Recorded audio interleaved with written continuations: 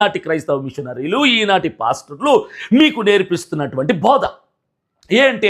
భయం.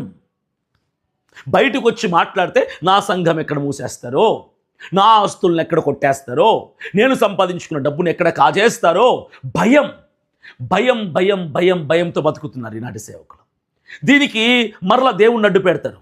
యేసు ప్రభు చెప్పాడు కదా, ఒక చెంప కొడితే ఒక చెంప చూపించమని.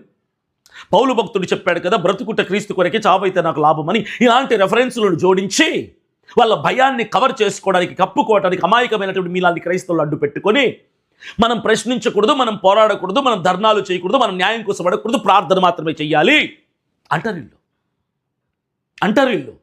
ఇది చాలా తప్పు. కానీ అభినయ్ దర్శన్ ఇలాంటి స్వార్థికుల్లాగా ఉండదలుచుకోలేదు. నాకు డబ్బు ప్రధానం కాదు, నా కుటుంబం ప్రధానం కాదు, నా ప్రాణం నాకు విలువైనది కూడా కాదు. క్రైస్తవ మిషనరీలు ఆనాడు ఎలా ఉన్నాడో అలా నేను ఉండాలనుకున్నాను. కాబట్టే ప్రాణానికి తెగించి కుటుంబాన్ని పక్కన పెట్టి, నా ఆరోగ్యం బాగలేకపోయినా రోడ్డెక్కి ప్రజల్లోకి వెళ్ళి సమస్యల మీద పోరాడుతూ న్యాయం కోసం నిలబడి గలం విప్పుతున్నాను, నేను ప్రశ్నిస్తున్నాను. నేను సమాజం పట్ల ఒక బాధ్యత నాలో ఉన్నటువంటి క్రీస్తు రక్తం నాకు ఇచ్చింది. ఇది కాదంటానికి మీరెవరు, నేనెవరు, నా కుటుంబీకులు ఎవరు, నా శ్రేయభిలాషులు ఎవరు sir?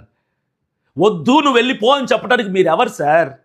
Who are you to ask me to leave this fight for Christians? క్రైస్తవుల కోసం పోరాడడం ఆపేయి అని చెప్పడానికి అసలు మీరెవరు సార్? నాకు అర్థం కావట్లేదు. It's my responsibility, it's my dedication, it's my goal and ambition to fight for my Christian society, to raise my voice against injustice in this society.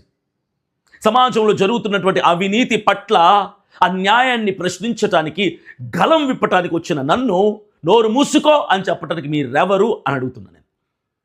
Do you have the answer? You cannot. ఒక సామెత ఉంది, అమ్మ పెట్టదు అడక తిన్నివ్వదు అని. మీరు కూడా అదే కేటగిరీయే. ఎవరైతే నేను సమాజం, క్రైస్తవ సమాజం నుంచి వెళ్ళిపోతే బాగుంటుందని కోరుకుంటున్నారో మీరందరూ కూడా అదే కేటగిరీ. మీరు రారురా బయటికి ప్రశ్నించడానికి, మీరు రారు బయటికి పోరాడడానికి, మీరు రారు బయటికి అన్యాయాన్ని నిలదీయటానికి. మీరు ప్రార్థనే చేస్తామనేటువంటి దొంగ అదనమాట.